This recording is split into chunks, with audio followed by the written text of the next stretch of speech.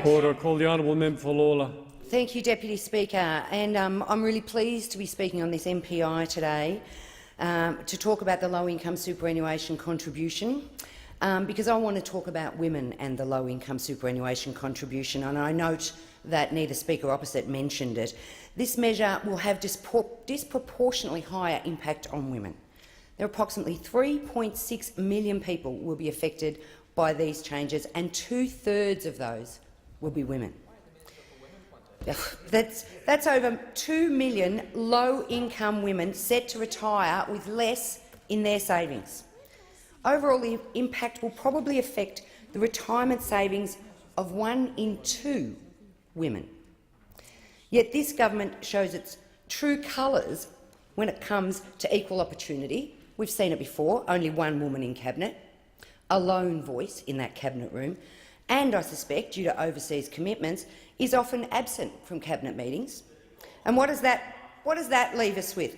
That leaves us with wall-to-wall men making decisions ignorant, or worse, knowingly hurting the quality of the lives of women. And there's further evidence.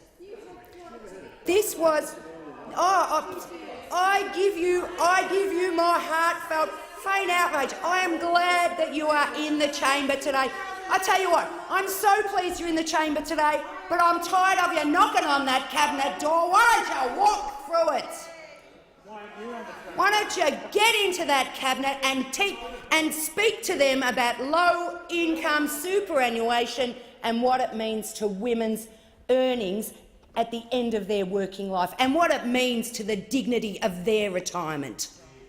Women who earn $37,000 a year in this country are being hit triple-fold by this government. But it's okay as long as those on high incomes, they don't take the cuts. No, we've got the cuts hitting low-income women by this government. And I'm really pleased to be here today. I'm really pleased to see some women in here with me, because it's not just that the whole budget was not— there was no modelling done on the budget's impact on women, because this government doesn't care about women.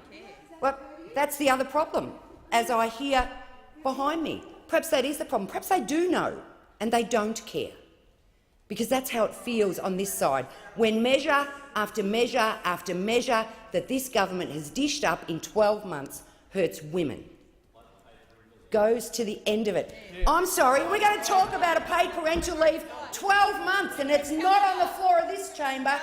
We haven't seen legislation about a PPL, and why would we want to see legislation about that PPL? We have a perfectly good PPL scheme already, and that one is a rolled gold one for millionaires, as we have pointed out several times. Deputy Speaker, the small benefit in the low-income superannuation contribution was designed to support low-income women, many who juggle family commitments and their careers with flexible, often part-time working arrangements, was one form of tax break for which they were eligible. A small measure that went some way to support women who currently retire on approximately 40% less than men. Given that women live longer, this is an important measure that Labor was proud to support.